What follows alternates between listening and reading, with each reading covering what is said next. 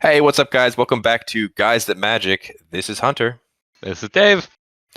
and we're doing our follow-up episode of Historic Anthology 5. First things first, I want to talk about, David, is your magical wish list. Let's see which cards actually made it into Historic Anthology 5. So let's start with Lingering Souls. Did it make it? No. Oh. Well, what about Snapcaster Mage? Not even a little bit. Oh. Okay. Well, how about Cranial Plating? No. This. Well, it was your wish list, and you wished it was going to be in there. And as we know, Magic, they don't listen to you. I mean, Wizard- look, if you check my notes on those three, it literally it starts off with "I'm high" for even thinking it might be in it. Well, you're right. You were high, but you did actually get some cards correct based on the previews that we've seen. I mean, You were actually correct super when obvious. the other commands they're in it. So at the time of our original recording, we had only we had seen Ojitai and Dramokas, which I figured Solemn Guards was probably safe. I had a feeling that they were gonna fucking pull a half cycle on this so that we didn't get Kolagans and we didn't get Atarkas, because I feel like really those are the only two that are actually gonna see even somewhat play in Historic. But I am super stoked that we actually did receive both, especially K Command, because I don't know, I love that card. Everybody was hoping for K Command. Everybody. Yeah. But yeah, so the commands, they're all in it. Temur Battle Rage, not in it. No, I mean Temur Battle Rage I think would have been a really cool card. I think that it is, I don't know, it kind of mimics where we're at right now with Embercleave, so I feel like it might slot in there as an additional, potentially either additional copy or just replace a copy in like Gruul Aggro. It does only cost 2 mana, which means it can be played significantly more aggressively. However, unlike Embercleave, it doesn't stick around, so it's a one-shot trick. Typically, what you would try to do with it is you try to swing in and then just drop that and go for the kill. Whereas at least with Embercleave, if you aren't capable of killing them that turn for whatever reason, you can swing in the next turn. Okay. Well, let's just jump right into it. We're not going to talk about all the cards today. We're just going to talk about the cards that you believe are good for Historic. Which are what? I'm not even going to say good for Historic. I'm going to say good enough to see play for Historic. Let's go with that. Okay. So the first one, as I've already mentioned, K Command. I am a huge fan of K Command. One of my favorite decks in Historic is the Black-Red Arcanist deck, which I do think that this will probably slot in is, I'm going to say maybe as a 1 of, potentially as a 2 of. Just because, I mean, every single mode on K Command is already something that you're going to want to be doing. And then Atarka's Command is another really good one in here as well, and I think that'll probably slot in some capacity into Gruul Aggro. Maybe something that might be a little bit more low to the ground, a little bit more kind of wide. Especially since it has that last mode on it, the creatures you control get +1/+1 and gain reach until end of turn. The reach on there doesn't matter, but giving your team +1/+1 at instant speed, if you are playing a go wide strategy, can be really, really powerful. I don't know, maybe we even see like a red-green goblins deck come out of this or something, because that's already a deck that goes super wide in Historic. Yeah, that'd be pretty crazy. I don't play Historic, but it sounds crazy. Yeah, I don't know. It'd be dope. We do have, well, never mind. There are a couple of red-green goblins in Historic, but they don't fit in that archetype currently. And then the last one that we got is Relic of Progenitus. I don't know how the hell to pronounce this card. It's a single mana for an artifact. It says you can tap it to target player exiles a card from their graveyard, or you can pay 1, exile the relic, and then exile all cards from all graveyards, draw a card. This is a really, really powerful sideboard card whenever it comes to other formats. Specifically what I'm talking about here mainly being something like Modern. It's really good up against graveyard decks because you can kind of whittle around with their graveyard, or in the case you do need to just get rid of it, you can nuke their graveyard as well. And then also on top of that, it cantrips whenever you do that. It is only a single mana, so every single deck in the game can run this thing. It's an excellent sideboard piece. Right now, I'm not super sure if this is going to immediately slot in. I think that it definitely warrants a sideboard slot because, I mean, there are still definitely some threats in Historic that do rely on the graveyard. As I mentioned already, that red-black Historic deck heavily utilizes it. The Auras deck cares about its graveyard as well. So, I mean, there are decks out there that do care about graveyard. So I think that Relic of Progenitus is still something that's going to be pretty solid. My kind of big issue with this, though, is that as I'm looking at, I mean, Kolaghan's Command, Relic, and Atarkas are really the only three that I think are going to see play in any real capacity, and none of these are going to see play as a full play set. So K Command is maybe going to be like a 2 of in the deck. Relic might be a 2 of in terms of like your sideboard, and then Atarka's maybe like a 2 to 3 of, depending on whether or not it does find a home and what that home wants. Okay.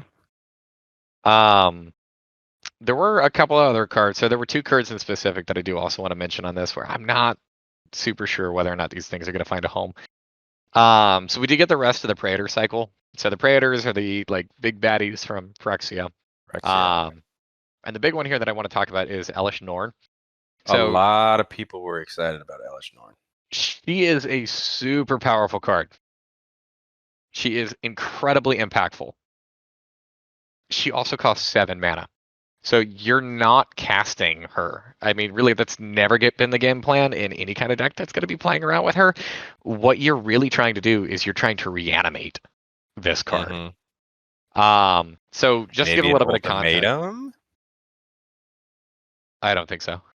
You never know. No, because I mean the ultimatum right now. I mean the only one that I actually really ever see pop up is Sultai Ultimatum, and that deck doesn't run white.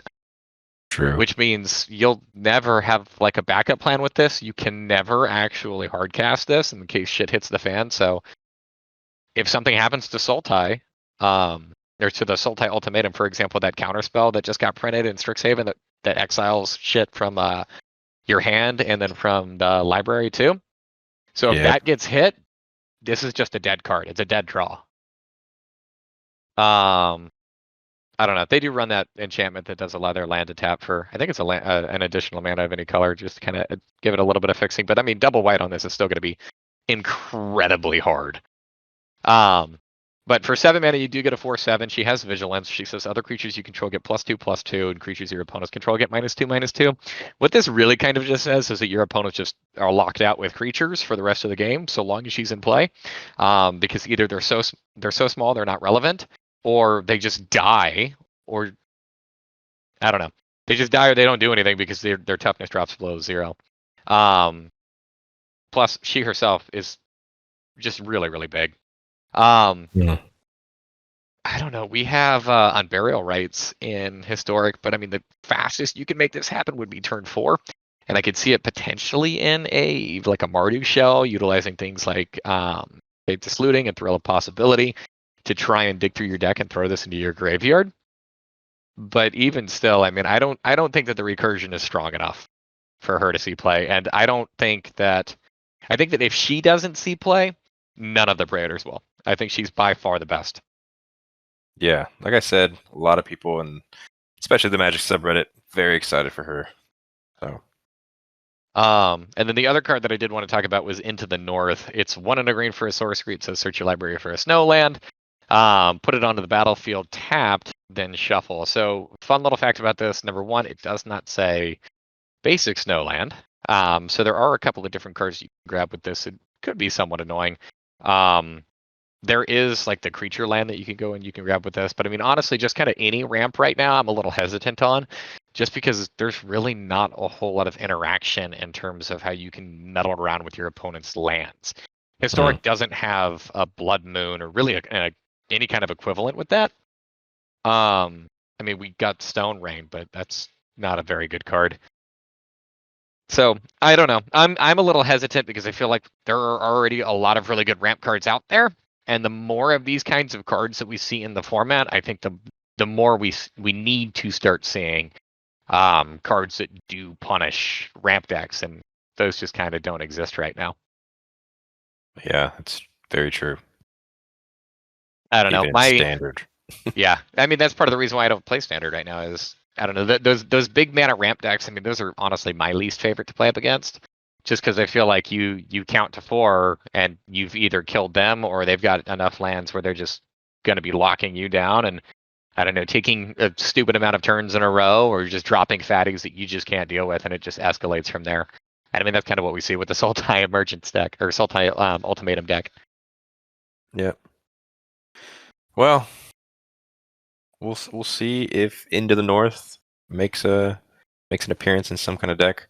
It very well could. I don't think that it will. I just was wanting to include it in here just for the kind of talking piece that I do think that we need some kind of interaction whenever it comes to lands. Okay. Well, let's move on. I'm just putting this up on the screen right now. This is a historic Anthology 5 visualized. I will give credit to Viking4 on on Reddit. He created this cool little graphic that I'm using here. But so what do you think, David? Is it worth the price? So historic anthology, you can do this one of two ways. You can either pick this up for 4,000 gems or 25,000 gold. If you have a ton of gold that you're not using and you feel like you might play with some of these cards, then go for it. Now, 4,000 gems for those of you who I don't know what the conversion rates are actually because I think that they're different based on country. But here in the United States, at least, that's $25. Now, of that $25, there are 2 cards that I think are actually genuinely playable, and that being Atarka's Command and Kolaghan's Command. The Relic is really good, and I think it'll fit in with sideboards, but also that's not a rare, so go ahead and craft it at your leisure. It doesn't really matter. Are you going to spend $25 on 4 rare wild cards? Because that's kind of what this whole thing is equating for me. I just don't think that that's worth it. I mean, how do you get them otherwise? Is there a way to get them besides buying the bundle? Yeah, I mean, you can craft them just like what you could with any card. So it'll cost you potentially 4 wild cards. I just look at it like if you spend the $25, you do get a play set of all of these, which is Okay. cool for people who want to go out and want to play with multiple of these cards or want to test it out. But I feel like for the most part, most of these aren't playable. Most of these are just kind of jank. I feel like there might be a couple of like hidden gems in here. I don't know, some of the ones that we haven't talked about today being things like Dramoka's Command. I don't know. I find it very difficult to justify spending $25 on 4 digital cards. Gotcha. And this is released today or tomorrow? When is it released? Oh goodness, I want to say the 27th. So I think we still have about another week 10 and a half days. at this point. Okay. Don't quote me on that. I think it's at the end of the month. Let me double check. May 27th. That's what it is. You are correct. In 10 There more we go. days. Today is the 17th. Sometimes I know what I'm talking about. Sometimes you do. Not all the time, but sometimes. If I always did, we'd have Snapcaster. We would have Snapcaster. That's true. And Lingering Souls. But you can continue living in that fairyland. There you go. Overall, you think this... What would you compare this Anthology 5 with previous anthologies? Where would you rate it? I think it's about quick scale. I want to say I think it's probably about the same. I think it's slightly better than the last one, just because the last one I feel like only had 1 playable card, and the playable card was Fringe at best. This one, at least, I see some promise in 2 plus Relic. I don't know. I feel like that's a very, very marginal upside, though. Well, I guess I'm excited to see what you do with the couple of cards that you want. I mean, don't get me wrong. I'd be stoked if I was absolutely wrong about this, and multiple of these end up seeing play. I past the Atarkas and Kolaghan's, I don't see it. Gotcha. Well, you got any other final thoughts? Nope. Don't spend your money on it. Don't spend your money. Advice by Dave. We will be doing a new video soon. They are going to start doing Modern Horizons 2 spoilers. They're doing a little preview tomorrow, the 18th. And we'll be making a video on that once it comes out. I am very excited about that. We're going to be doing Hopefully, should be good. Lots of videos on that. Hit that like button, subscribe if you haven't already to our channel, and we will see you guys all in the next video. Later. Peace.